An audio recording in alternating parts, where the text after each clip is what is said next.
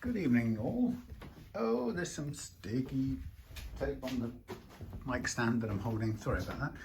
Okay, so here we have Steve's Taylor Baby BT2, the mahogany one.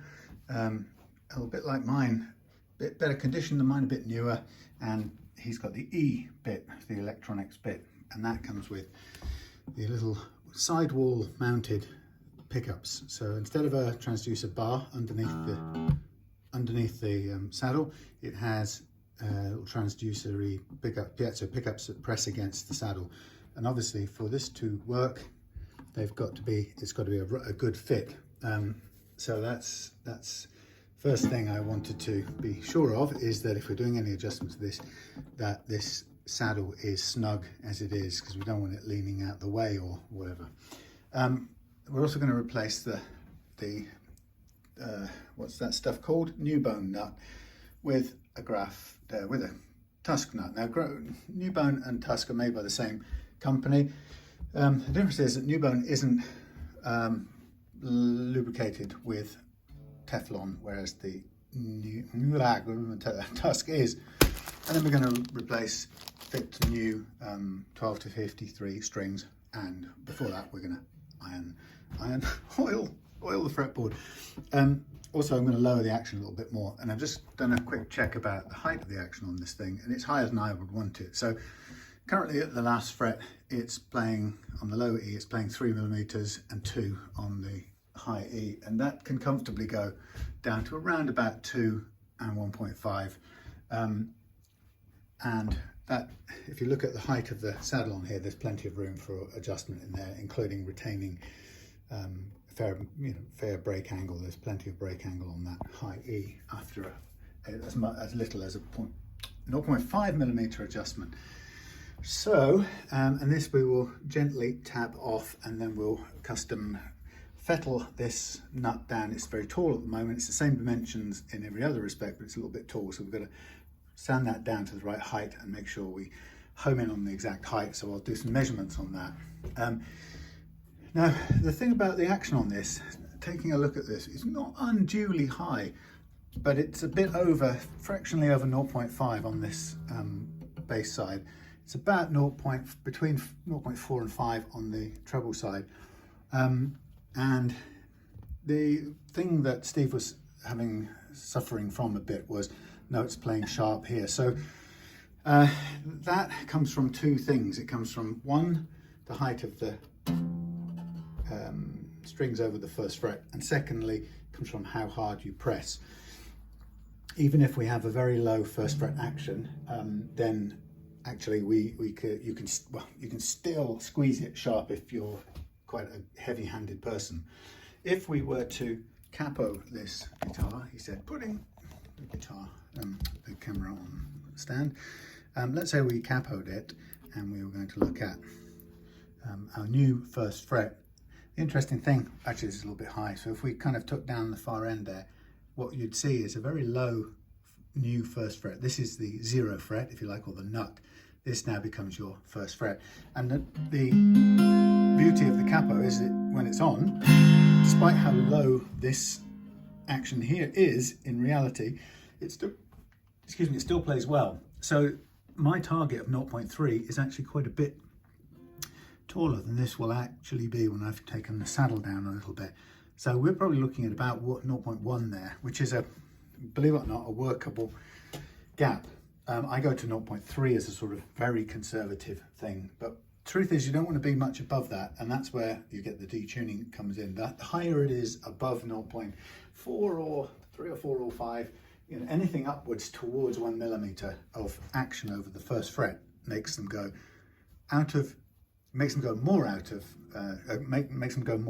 more sharper than if they're a lower action. But like I said, it's a mixture of the height, but the higher it is, the more likely it's going to go sharp for an average player. And I don't mean that as an insult, but you or me, anyone has a certain grip, and we push down more in a sense than we need to. If you look at one of these Shub capos, by the way, which I recommend, not because they pay me anything, because they don't, I only recommend these because it's one of the most sensible designs. So the beauty of the shub capo is you have a little adjuster here, and let's do it right up. So I've made this much tighter, and I go to put it on here, ooh, and it feels really tight.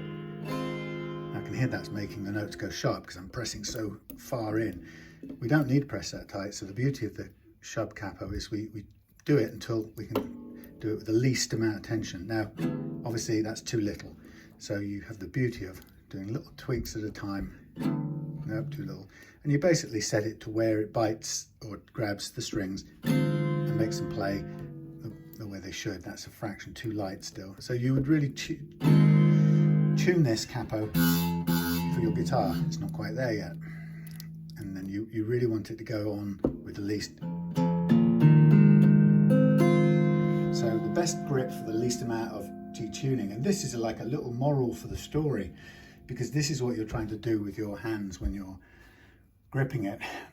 If I were to raise this higher and we still did this with as little same amount of pressure, we'd find this note was sharper because it's having to push further down. So that's the same applies to a good capo like this shub as it does to your own hands. And of course we've got to try and play as lightly as possible when grasping our open chords, because we can make things go sharp.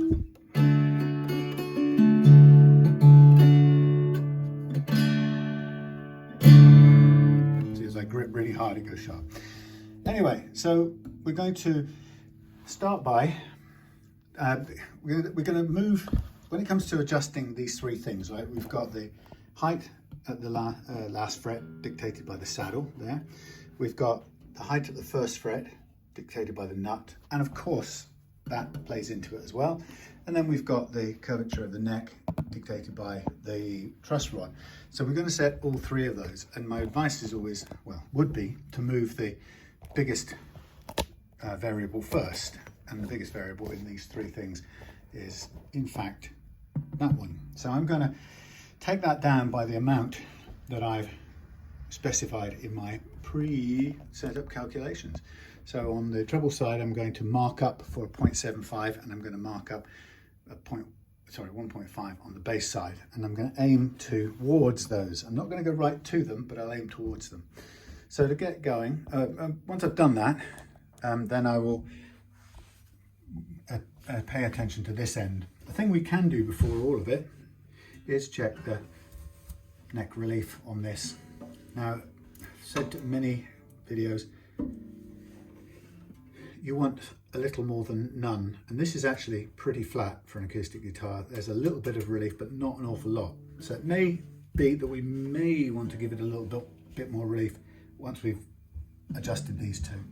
So the first thing is I'm going to need to take off all of the, now I could do both. I could do the nut first, but actually I'm going to do because this is fairly close to being right to begin with in terms of playing action over the first fret. I'm going to leave that in place while I make the gross change, the biggest change to the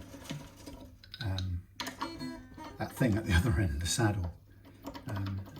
Now these necks on the Taylor babies are great because they're bolted on, and they're bolted on, I suppose, for two main reasons.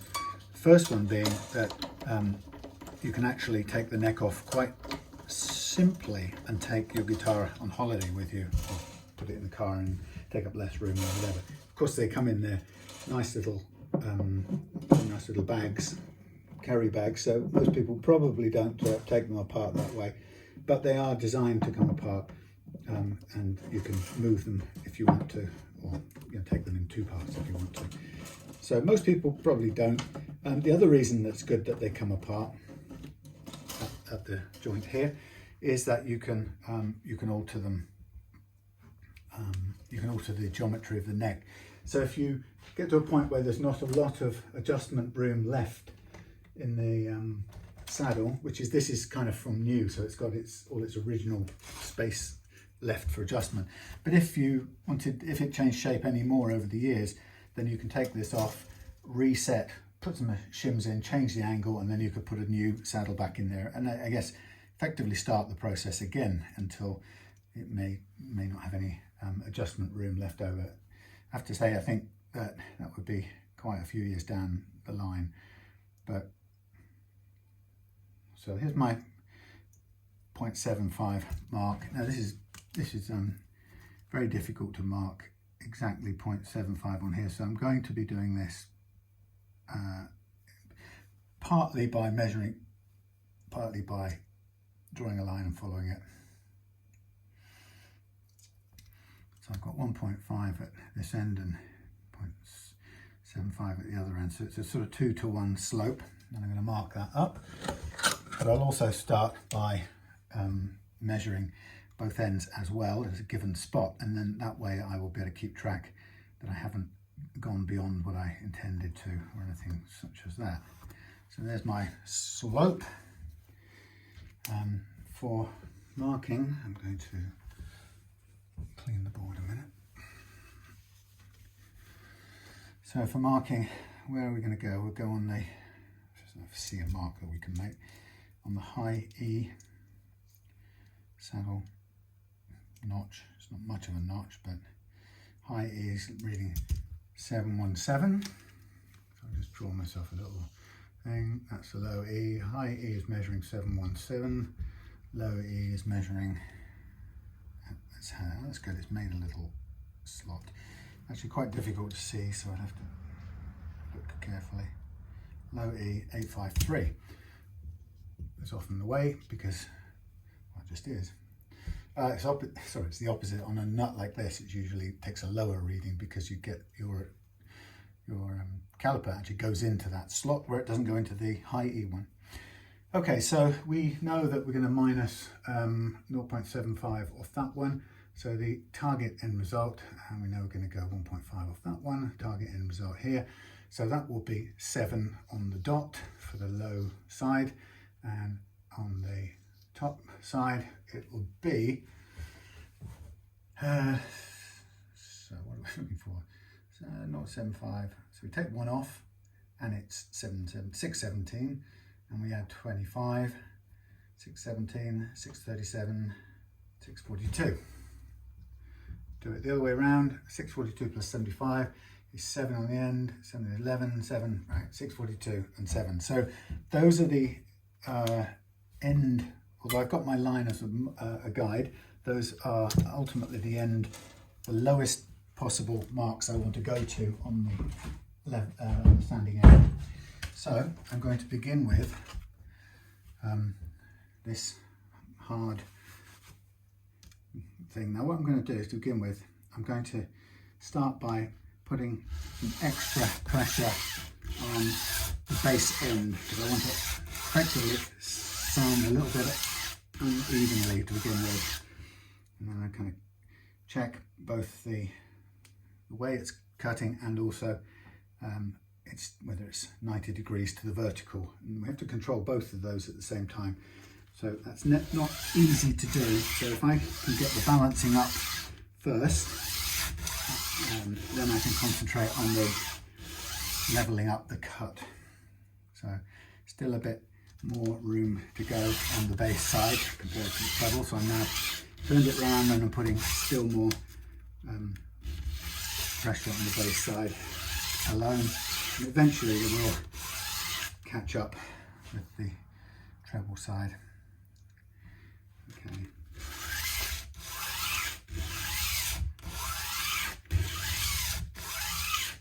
So we're having a wet May, I'm afraid. All my plans of having such wonderful times in the hammock are currently coming to naught because it's decided to rain quite a bit, and it doesn't show any signs of clearing up. So while England is currently at its most verdant and greenest, and verdantest, it's also it's dampest, which is a bit of a pain. I'm just going to switch around and get a better angle on here. So I'm getting close to the evening out the two sides, and then I'll concentrate on centering it in the middle. As we get a bit closer to the mark, I'll switch over and go to the finer whatever we call it, finer grade sandpaper. Okay.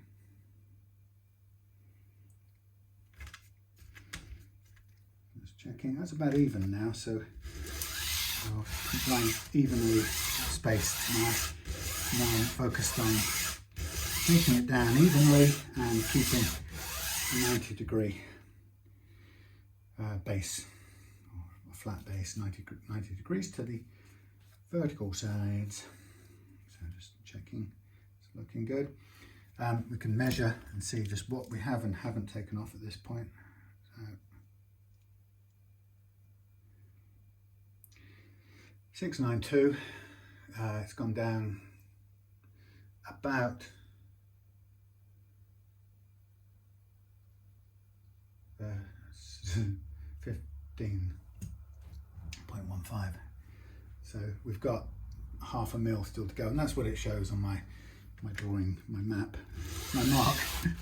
Anyway, so yeah, we're quite late in May now, and I don't really see much chance of really good weather coming in this merry month of May, unfortunately. Could do with a little bit of sunshine just to fill in, and we also want to get out in our drop stitch kayak, he said, talking technical, which we sort of, we had a plan all last year to do that. Well, we thought, why not join the crowd of everyone going off in kayaks, so we kind of did a bit of research, because we've never owned one. Well, we had a sort of a cheap inflatable thing on time before, and actually it was no good for adults, but it was great fun for the kids at the beach and so forth. But Claire and I fancied a look into what we could do. You know, partly I fancied a solid state one, you know, a hard shell one, but they come with a storage problem or storage challenge, and you've got the carrying challenge. You have to modify your car, and there weren't any reasonably priced, didn't seem to be any reasonably priced roof racks that went with our car, so it started to look difficult. And then on top of that, you've got to carry it down to where you know, big solid thing to carry to where you're going. So we looked around, and I saw a couple of good reviews on this thing called a drop stitch kayak, which I did some research in. About 0.3 of a mil still to go. Did some research into it, and it turns out to be an inflatable kayak, but it has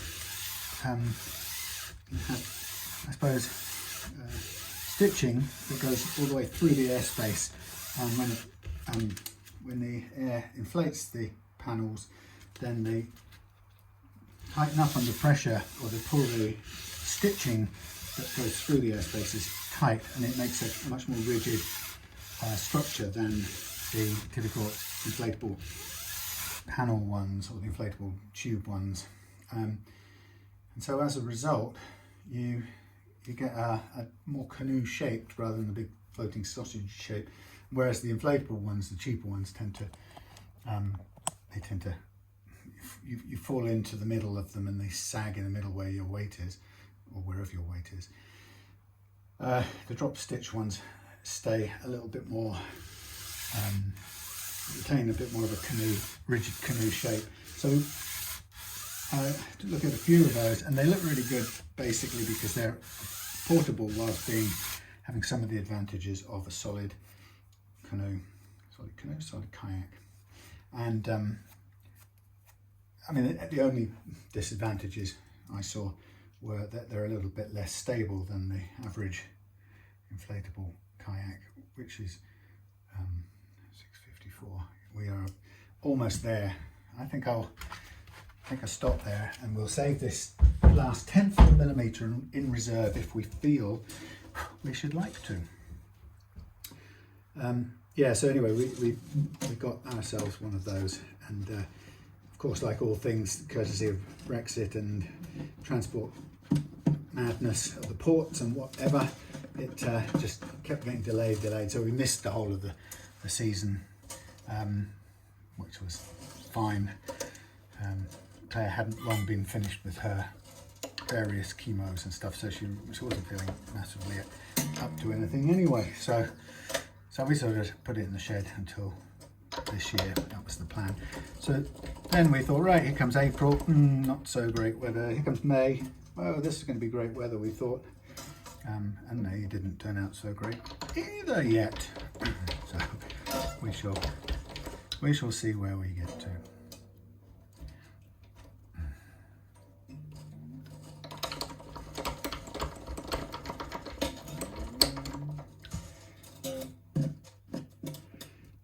Okay. Do these up. Yeah, so that's what we're hoping to do soon, but not in this kind of weather. It's actually cold and wet out there at the moment. So anyway, I'm sure it will come around to having some warm days. It's kind of not possible otherwise. Okay. That's on now. Now I have to make sure we're on the right side.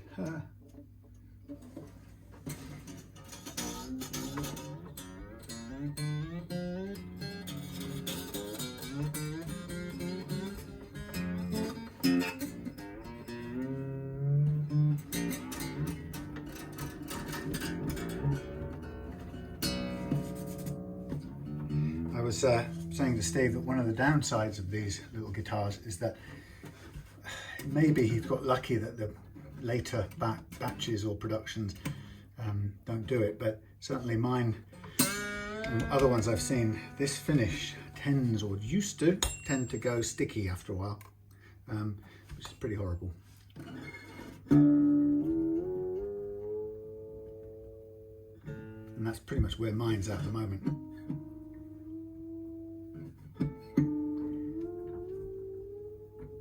On the verge of going sticky.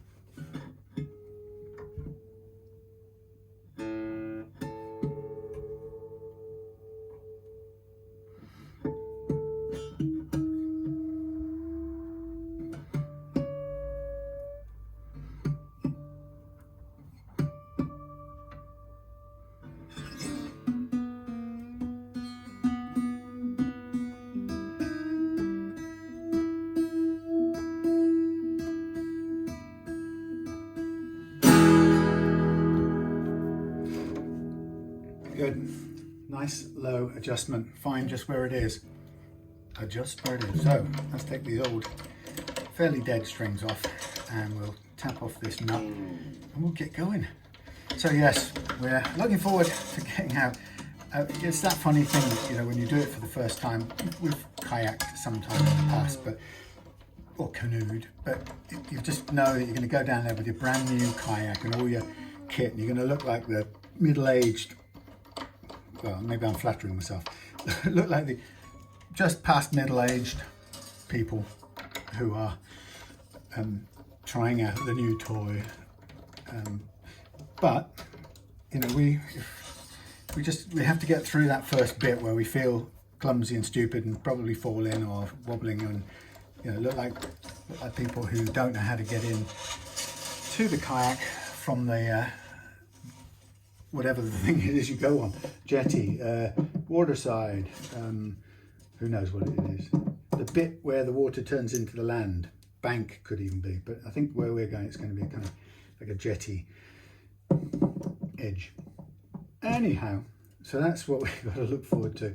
And the truth is, part of me is going, well, let's try and find somewhere where nobody else goes so we don't care who we look silly in front of. But actually, in truth, that's a bit of a hopeless wish because there's always going to be someone, and we just got to grasp the thing by the thing and do the thing, because otherwise We'll just be worrying about being self-conscious for the longest time. Cue song. What's his name? Billy Joel. Joel. Billy Joel. Okay, so investigations already have shown me that everything about this nut suggests to me that it will chip off, no, wrong word, tap off with the lightest of ministrations. It's sort of getting there, but it feels like it's got a little bit of glue holding it in place. If necessary, I will take a cutting thing to it, but there's nothing in the way of it, so there's nothing for it to damage at this point. So there we go, that's a bit better, and it came off. I think it might have a fair bit of glue going on in there, so that might be the main challenge. It wants to come off. So just give it a little tap to break the glue. There it goes again. Very snug fitting. There it comes. Out you go. So a little bit of glue build up, and there's quite a lot of glue in that slot. Okay, so I'm going to take the measurements of this one first now, or this one now, and I'm going to we know a bit about it. I know that it's currently nearly right, but I want it down to 0.4 of a mil, a maximum. So on the high side, we've got 706. I'll draw it out again, same picture I usually draw. 706, and down here with the thing in the slot, we've got 653. 653, and we want, this is where it's quite difficult. If we go to exactly the same height, let's try that. If we're going to go to exactly the same height, the first thing we would do is we would take off. So we start with 985. We've got 985, which is a couple of mils higher, and down this end we've got 926. 926. So that one is, we want to minus, to get down to where it is, we want to go, actually call it 285, minus 285. And this one,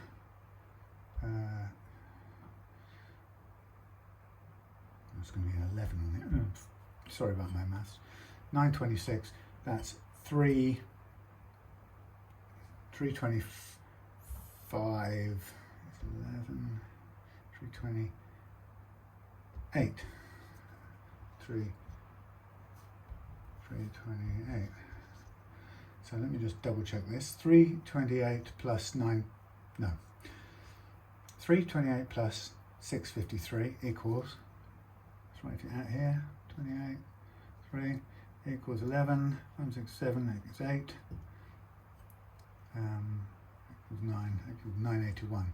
That's not very clever, Sam. You're 3. Let me just see what I'm doing. Let's go to 3. 653, 926. It'd be 3 if it was that, so it's 275. 275, but it's not quite that. 275, 276, 276 plus 7, 283. Let's try this out again. 83, 8, 2. That's 6 and 6. That is 6. 8 and 5 is 13. That's 1. Equals 9. Ha! Nearly there. 273. Get this right. So 273 is the reduction on there. So minus 285 minus 273. That's pretty much nearly, for all intents and purposes, that's pretty much the same all the way across. So let's do 273 as our marker. I'll go 275 on clear, 275, 275. There it is, 275. We also need to flatten the front edge of these nuts. They're a little bit moulded, so they have a very slight concavity, which is a bit odd. But we have to just sand that out afterwards and give them a little flatting down. So here will be my straight line cut. 275 cut.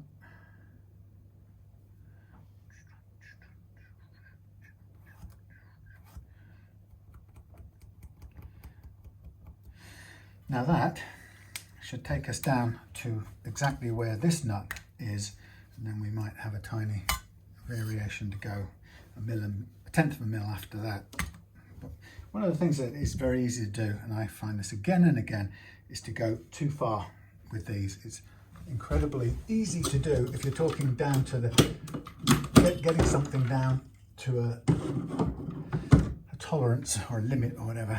This isn't a very good. It's not even permanent marker. Yeah, you can very easily overcut these, and then when you do that, you're having to boost them back up again, which isn't a problem. And sometimes I do that to get the final accuracy, fine tuning on the thing anyway, because it's probably the best way. And that's made a bit of a mess too, but I think I can pretty much see where I'm going. I probably will be better off sanding off some of this, just because otherwise it will take me a long time. I could do it on the big wheel, but I can do it here as well.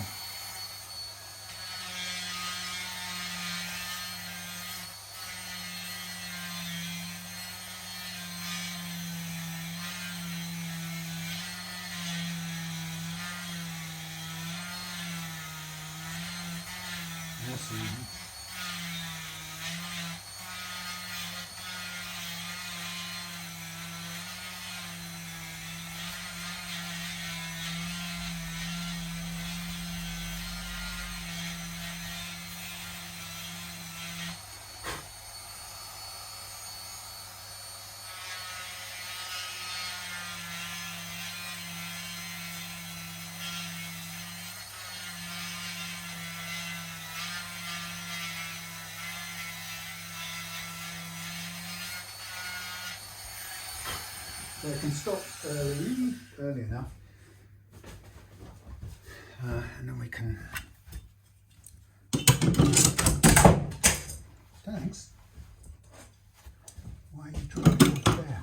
You're supposed to stick to the magnet. That's interesting. It doesn't want to stick very much. Right. So we've sort of taken a bulk of stuff away, but there's a fair bit to go. So it's a matter of taking it down and cross-checking it with the original height of this one, which is easy enough to do. You can see I've only got one camera running today, again, because I've somehow left the SD card at the house, and the truth is I couldn't see it as I was heading out, so I've sort of lost it a bit temporarily. Okay, so the same thing with nuts, of course, is the key thing is to get a vertical wall and a right angle to the base. That's critically important, and it's not easy to do. So as I get closer and as I need to slow down on the sanding, I've got to sort of cross-reference and double check. It's not bad. I'm still a bit off the exact height overall.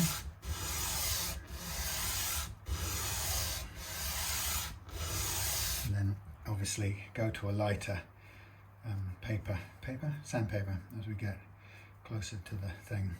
Now, just to remind myself, down here we know we were on the treble side we were looking at a 708, and the treble side here we're looking at 7/88, so we're still 0.8 of a millimeter off, which is fine. We can now take this slowly, so I'm just going to look at very slightly evening up the lean of this nut now to make sure it fits. Probably need to do a little tiny bit of cleaning to the nut slot because it's got some glue sticking up in the way. That's looking nice and square. Yeah, we'll get in there. The width is pretty good. We could do with taking a little bit off, which I can probably afford to do now because I'm not really following the mark. I'm looking at the 712, 653, so that's still, what's that showing up as? So that needs to be 653, 653, so we're about 0.5 mil still at the big end, and this end should be 734, yeah, it's at least 0.5 mil still, 0.5 mil still all round, so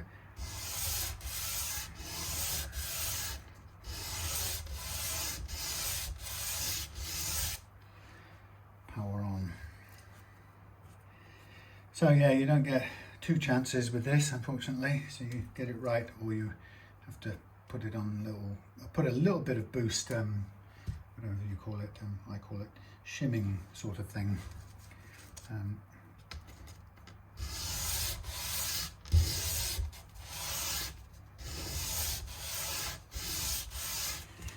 But I use silver aluminium tape, which is good for I don't know, it's probably 1/10 of a mil, something like that, 100th of a mil, or a couple of 100ths of a mil. It's very, very little, but it's good for just bringing it to exactly where you want it. So on this one, we're 728 versus 706, so we're very close to the place that we want to be.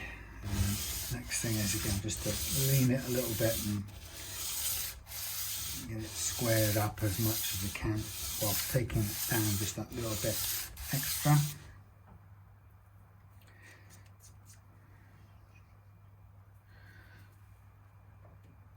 Not quite there, nearly there. So we're going to need to do a bit of flattening here now. And a couple of goes with this, and you sort of see where the moulding shape is. So it's kind of important to get rid of that because we want it to sit really flush to the end of the fretboard. So if we're going to take a bit off the width anyway, let's take some off the front so we get a very smooth finish, and then we'll end up taking the last bit probably off the back if we need any more. But first of all, we'll get it down to totally smooth first. And once we've got that smooth, then we'll decide whether it's the right width or not.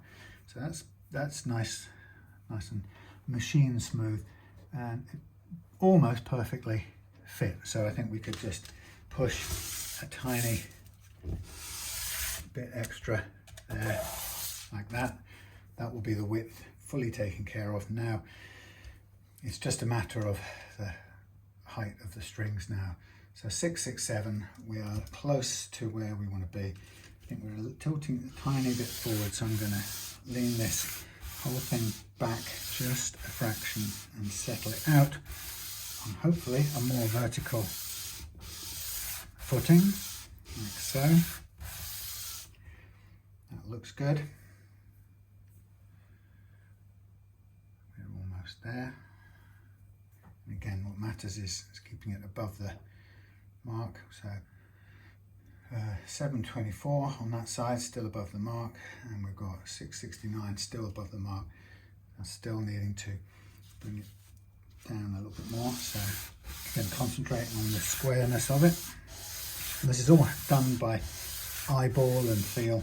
There's no machinery really that's going to give you this perfect vertical cut. Close, close, close.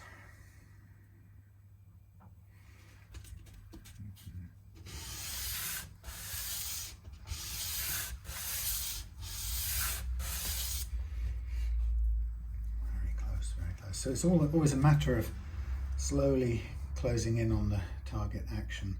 So we got 667, so that's a 10 or 1.15 to come down still, or 0.25, 730.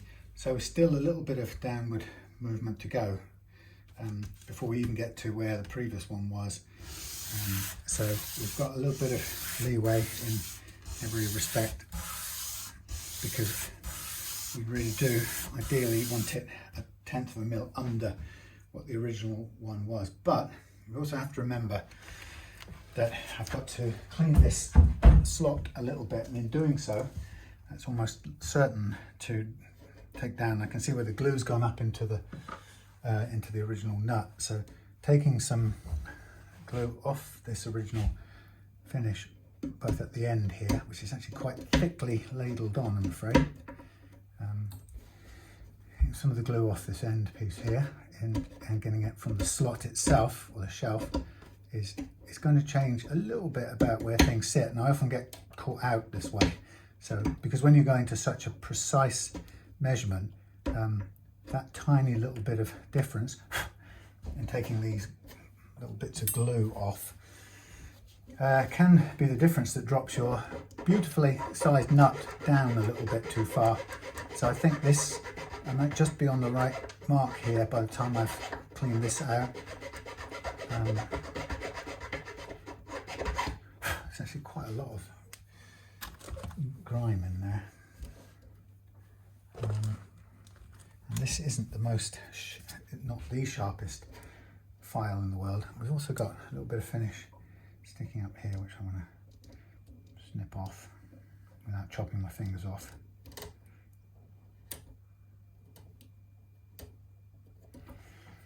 Just a kind of lip overspill of finish.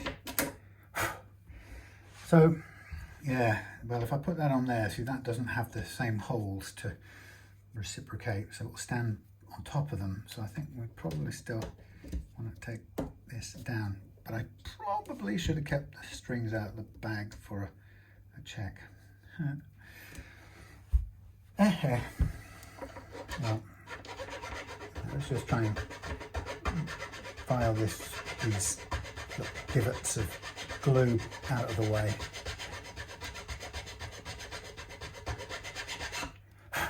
That's quite a lot of spare glue coming up there, but we should be all right. Now I'm just going to make sure that the right in the corners of the nut slot is clean as well, and a little bit of pushing from front to back just to get rid of any obvious sticky up bits. And you see a fair bit will come up, little splinters of old glue. That's what you'll always get in these nut shelves or slots. So there's how the new nut is a perfect fit in this direction. That's how the nut will fit in. I think well, no, you know what? I won't get the old strings out. I'll put new strings on to do this. So in the understanding that I'm going to be soon pretty close to the right thing, I want to be at 706 or thereabouts on this. So go to the same measurement as the previous one, with the understanding that it may drop down a 1/10 of a mil with the cleaning up of the slot. So we're about still a 1/10 of a mil too high on the treble side. So I'm just going to do a tiny bit of sanding on the treble side, or a bit of extra pressure on the treble side, just because it's it's not very good sandpaper over here. It's a bit on the blunt side, but it'll take a little bit down. Very, very small measurements. And of course I won't know exactly where the string sits now until such times as I write this letter. Such times as I put it on and put the new strings on. But with luck,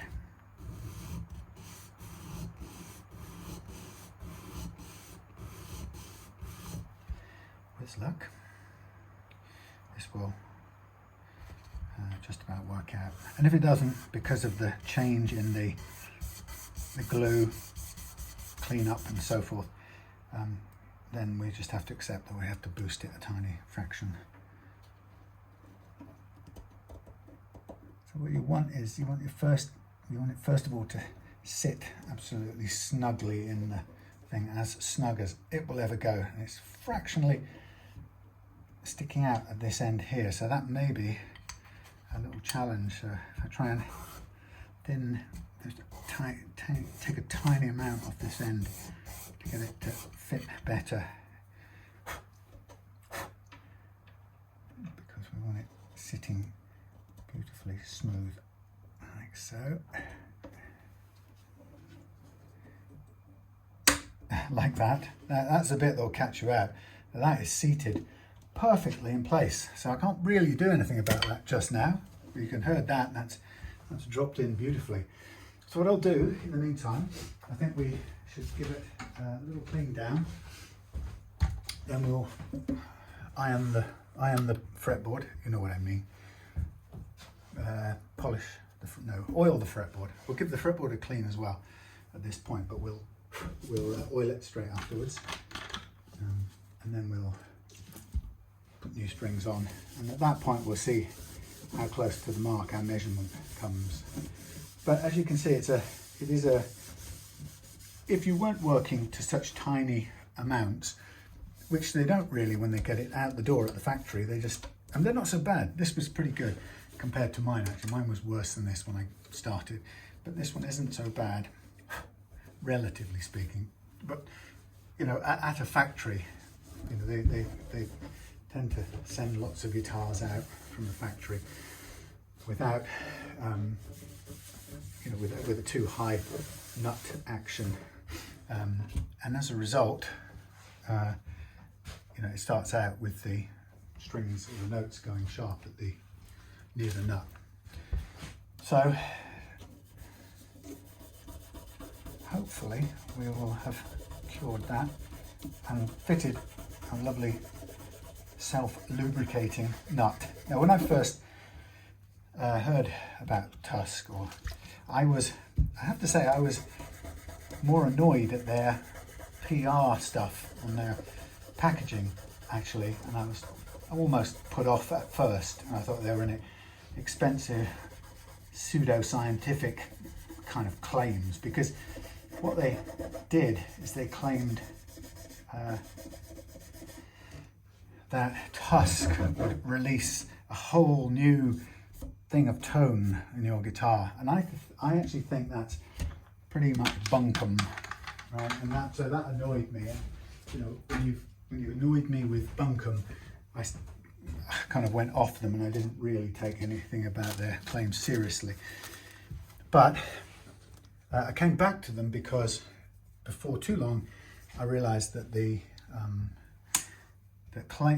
meaningful claims, the ones about featuring or being made partly out of PTFE or Teflon, are valid, and I kind of really learned that firsthand by starting to use what they call the 0 fret replacement insert that Tusq or Graphtec made to solve a Gibson problem in the 2015-16 sort of period, and Gibson had recognized that they had a real problem with tuning stability on their guitars, which, if I could recall correctly, featured anything from crappy plastic at worst on some of their guitars to bone at best on others, but they seemed to be universally cut badly, so the first fret action was a mile high, and the tuning stability or the intonation pressing, as we've talked about,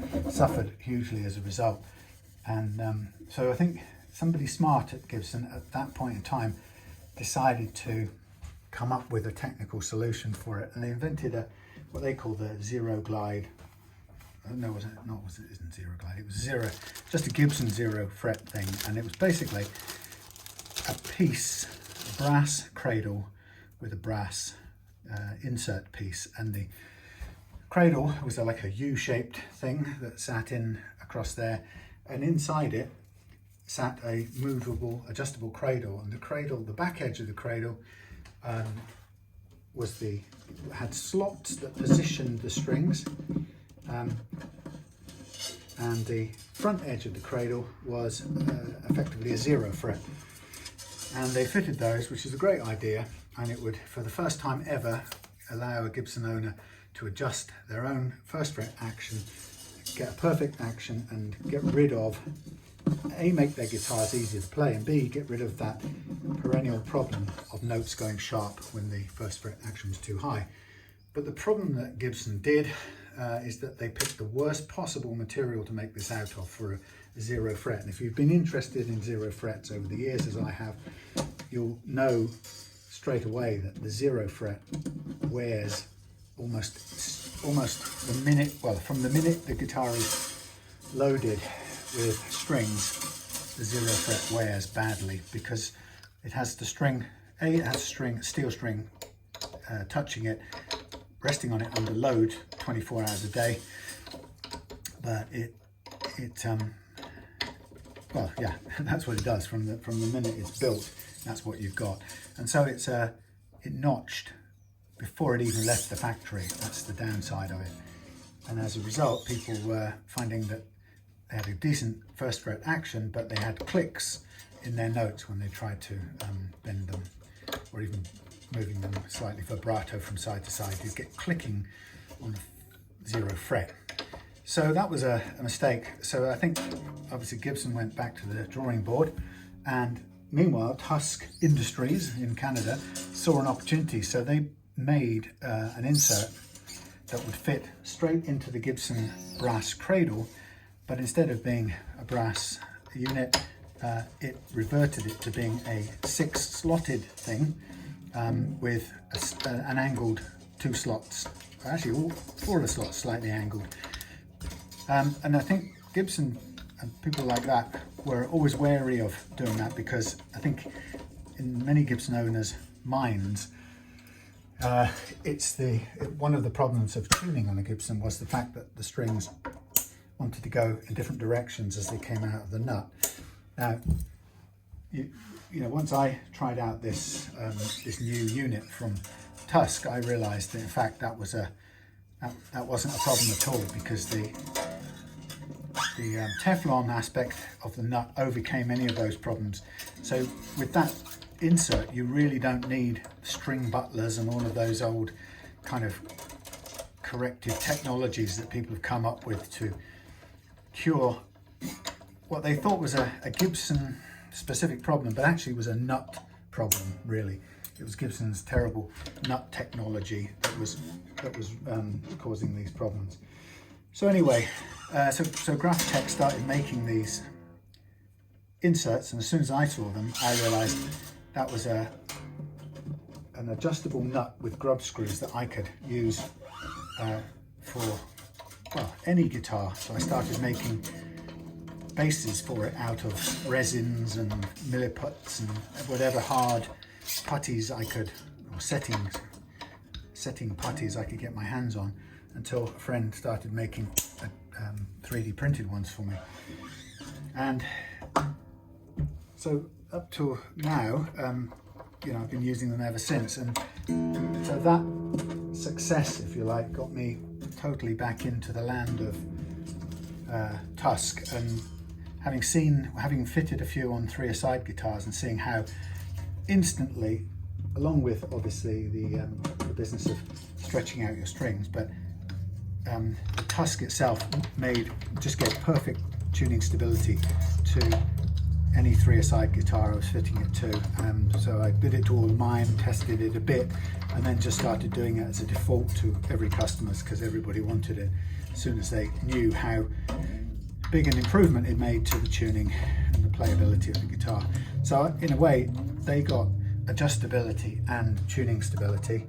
I got adjustability, which made doing the setups a little bit easier for me. I didn't have to cut slots, and you know, no matter how well you cut slots, you're still, you know, it's quite a crude thing. You're putting quite a crude file, no matter how proper luthiers they are nonetheless a sort of ragged thing under the microscope, and you're kind of grinding along and scuffing up these what you might call factory molded slots, which are, by contrast, are free of ragged cuts because they've been made in a mold. So I became obsessed with using these all the time, these adjustable nuts, and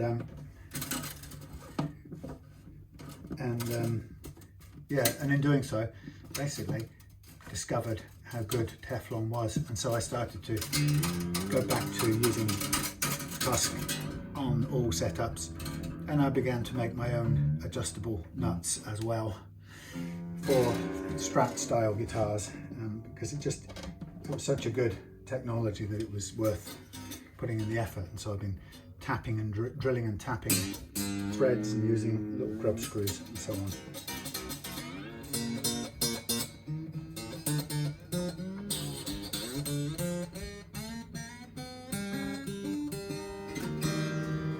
So that looks to be, I think, just about right, that action there. So I think I've got the calculation right, including the glue compression a bit. So key component of setting this up is to make sure these stay in place. This is a rounded back guitar, so you can't really press too hard on these, but you obviously need to stay in. So the key thing here now is to get the strings and manually stretch them. And I recommend doing this 2 or 3 times on every new set of strings that you install, because take it from me, your tuning stability comes down to 2 primary things on your guitar.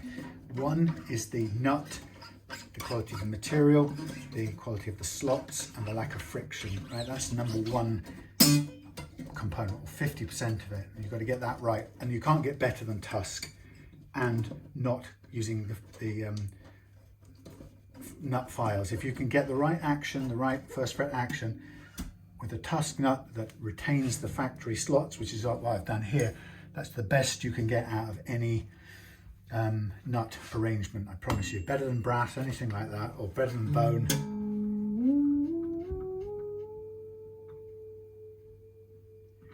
And the second 50%,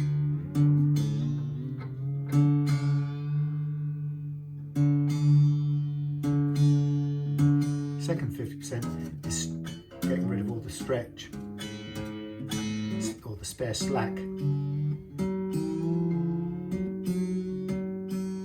your strings.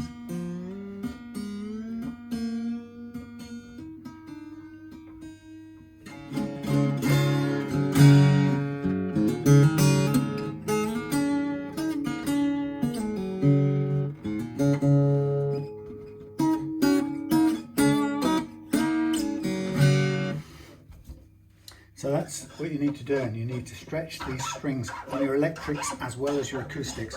Stretch them out good and proper, right, for 2 or 3 times round until they basically stop detuning. That's your cue for stopping. If they continue to detune, then they need stretching, and you'll notice the detuning gets less and less each time as you approach tuning stability. But it's 2 things, the nut and the string slack. And people think the string slack will come out overnight or in a month, or if I give it a tug now and a quick pull tomorrow.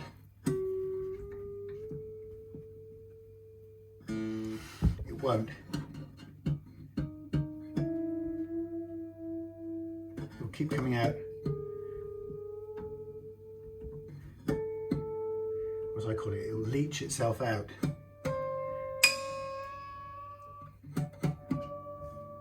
That's a thing sitting, pinging into place down here, I think. Yeah, it'll leach its way out for years.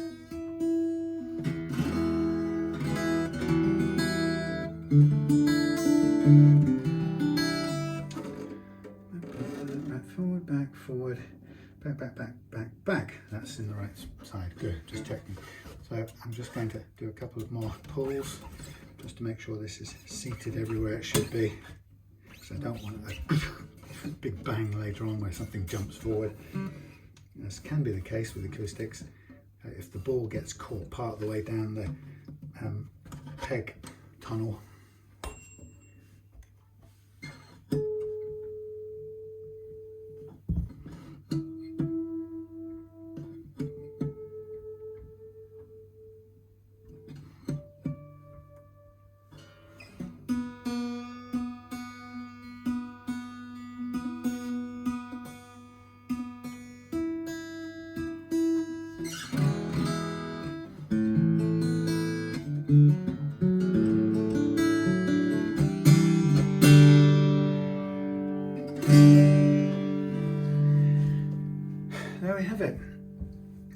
looking down here, I think we've got, what did I say we were aiming for? We were aiming for around about 2, and we've got, I think we're dead on 2. Yeah, 2 and 1.5 on the mark.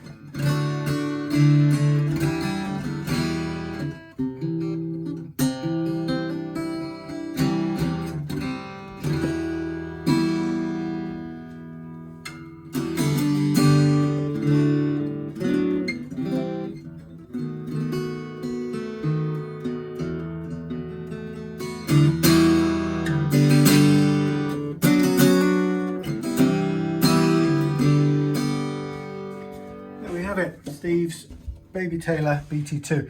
The nut isn't even glued in, you'll be pleased to know. It's tightly fitted, it's clicked into place nicely, haven't had to do anything else to it, got it just the right height, perfect actually, so very happy, and down to the, exactly down to the target playing action. So there we have it, a lovely little guitar, tweaked that a little bit nicer, a little bit easier to play. I'm not going to even adjust the, well, I'm looking at it, it is very flat for an acoustic, but unless it's hitting the deck, we don't really need to.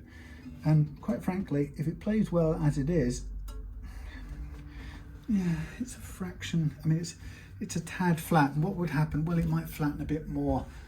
It's one of those things that everybody should be confident to adjust their guitars.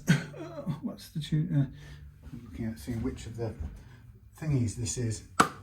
Have I adjusted one of these before? I bet you it's not the one. I bet you it's not. I can't even reach it with this, can I? It might be one in the case. So this will be a, I think this is a Gibson style one. I mean,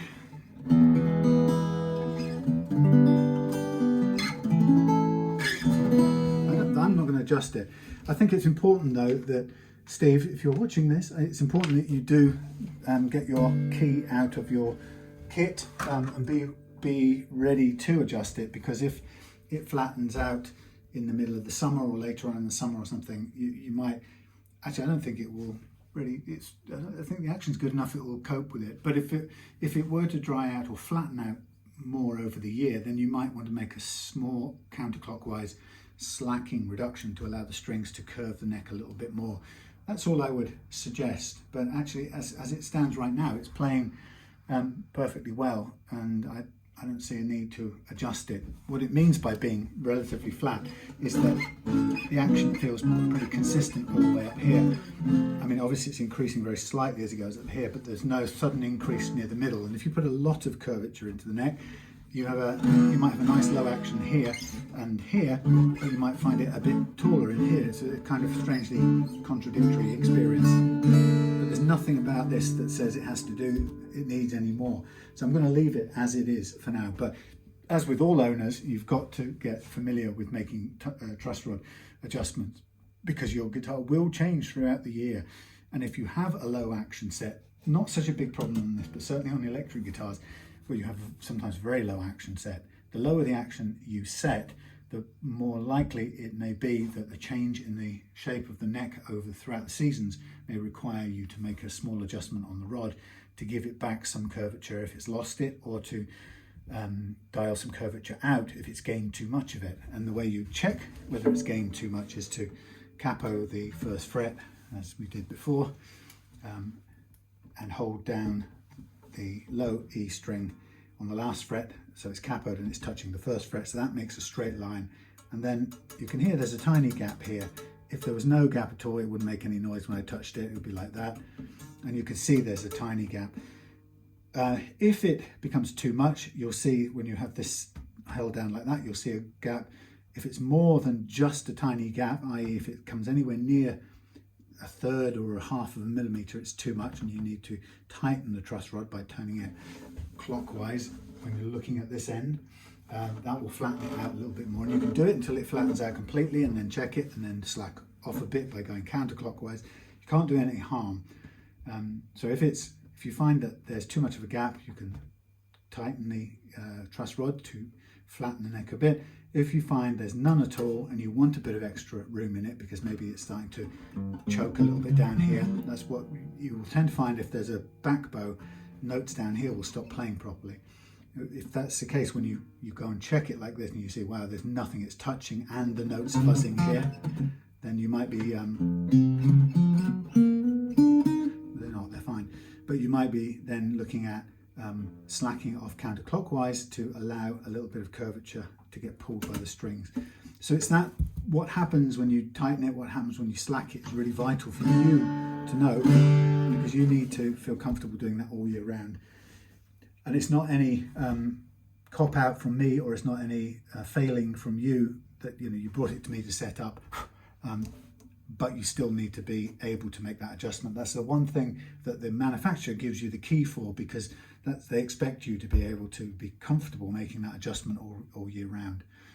Now I can't remember what unit, what thingy I did mine with, and I don't know, maybe mine had a different adjuster, or maybe I used a socket or something. That's really weird, I can't remember. But anyway, you will have it with your guitar. I don't know where mine went. Anyway, so that's it for now, but do remember that bit about the two things really to remember is tuning stability is all about the quality of the nut and what it's made from, and the height of the slots. In this case, got both of those right by using the Tusq nut and measuring it very carefully. And the second part of the tuning stability is stretching the slack out of your strings as much as you can before you start playing. Just the once, obviously, when you put new strings on, you don't have to do it every session. And the second thing to think about is to get comfortable making changes to your neck. Whatever else I've done with the height of this, you can now change your neck shape, and the only two things you can do is to curve it like that or to make it go back bowed like that. But get comfortable adjusting it, even if you feel it's perfectly set up.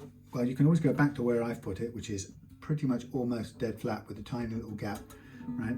So it's on the gappy side of flat as opposed to the humpback side of flat, which we don't want. But do make it your business to get some experience doing that, because then you'll know. Because if something changes between, well, in 6 months' time on this guitar, about the only thing that's going to change is that the neck may flatten or may curve of its own accord in response to the weather. And if you know that, then the first place you'll go to see if you can adjust out of that problem, which might be a buzzing frets down here, or a feeling of too high down there if it's gone the other way and got more bowed. But the ability to dial that out and just get it where you want it again is critical. Like I say, it's what the manufacturer expected you to be able to do.